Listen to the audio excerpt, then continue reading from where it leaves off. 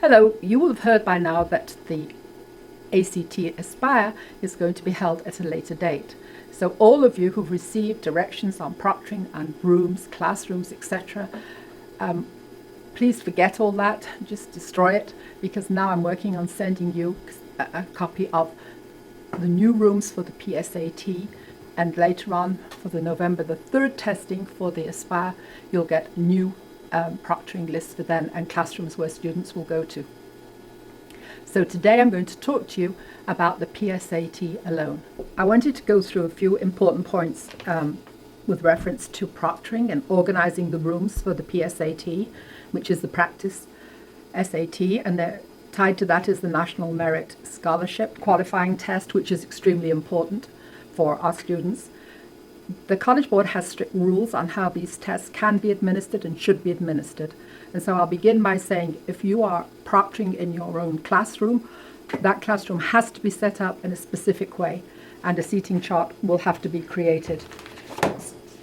The seating chart, they'll give you samples on the back of your test booklets, but you will note that the seats, all the desks have to face in one direction. They have to face toward a clock, and there has to be a whiteboard, chalkboard, so that you can record the times and the students can clearly see the time. This is a timed exam, and that timing is essential. It's the most critical part of the test. The real boxes are out with the counsellors now in classrooms, but they will look something like this. You will have inside them an attendance roster for you to use, and for the person who proctors period 3 to turn in to the attendance office signed. You will also have in there, which is extremely important, a reminder of how this exam should be administered, with an emphasis on no cell phones, no electronic equipment. You will see that you need to have all backpacks, purses stowed in an area that you've chosen in the room. The College Board says no food or drink, but because of the hot weather, we'll allow a water bottle only, but that needs to be kept on the floor. There will be a nutrition break. The counsellors are in classrooms today, and they are with the juniors completing all of this information. This is their test answer booklet, so they're going to complete page 1, 2, 3, 4, and 5.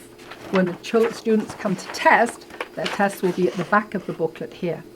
If you get a student who was absent on the day that this happened, you must be certain that they get their name in at the top here so that we know who the student is, and then when we have the time, we'll complete all the information. Your job on the administering of the test on the test day, which is Wednesday, October the 14th, is to begin in a timely fashion, make sure students have the correct test booklet. You will find all these materials in your boxes in my room. They'll be ready for you at 7:30 in the morning. There'll be pencils that will be sharpened. There will be all of these, one for each student, and there will be the tests themselves. And a handbook which will go through a supervisor's manual to tell you how to administer the test. This is the supervisor's manual, and you will see in front of it that it's going to give a lot of information about the test, and if you have time to read it, I think it's a very useful thing to do. It better prepares you for understanding what the exam's about, and if you should meet with problems. It has items like test rooms and seating requirements, preparing your seating plans, and then it goes on to the pre-administration instructions. These should have been completed by our counsellors who've gone into classrooms today. But if students were absent, that will not have happened.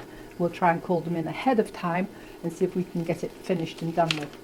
But if you have to do any of this, that there on these pages are the directions for you to follow. And then I want to show you where, if everything's in order, you will go immediately to this page, page 20, and you'll see where it says section 1, reading test. And in the green, it tells you to read this. Then you write the times down. So it's very well edited and designed for you to use. There are occasions when you might have given out your pencils and papers, etc. ahead of time, so you'll need to skip out handing out a pencil again in the verbal. So you'll see that each of them has a different test time. It's extremely, I can't emphasize how important this testing time is. It must be exactly to the minute. You can't shortchange students, neither can you give them extra time. And they have to be aware of what their timing is and that you give them a heads up when they're 5 minutes from finish time. If there's anything else that you need to know, I'll be happy to help you with it.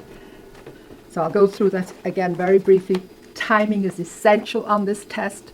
It's extremely important that the students have access to seeing a clock and that you write the times down for them. If you're a first period teacher, you have the responsibility of making sure that this is all set up. If you're coming into period 3, it's very important that you get there on time or a little earlier as soon as you can, because you could be in the middle of a timing session. You need to be able to ask when that exam will finish and where you're up to in the process. So at the end of the test, we still have more work to do, because it's extremely important that you, first of all, turn in your attendance, that we have a count of all of the answer documents. I want all of those that are completed with all the personal detail to be in one stack alphabetically if possible, and those that need more work on them in that the students haven't completed this personal information. I need to have that separately so that I can have it completed by the student. So once again, I'm going to emphasize, you must count all of the documents, all of the answer documents and all of the test booklets. You are responsible for those, and we have to return every single one. Thanks again for all your help. So thanks for everything that you do. I hope you're successful. Call me if you need me. I'm always down in the testing office. Look forward to having a successful day. Thanks.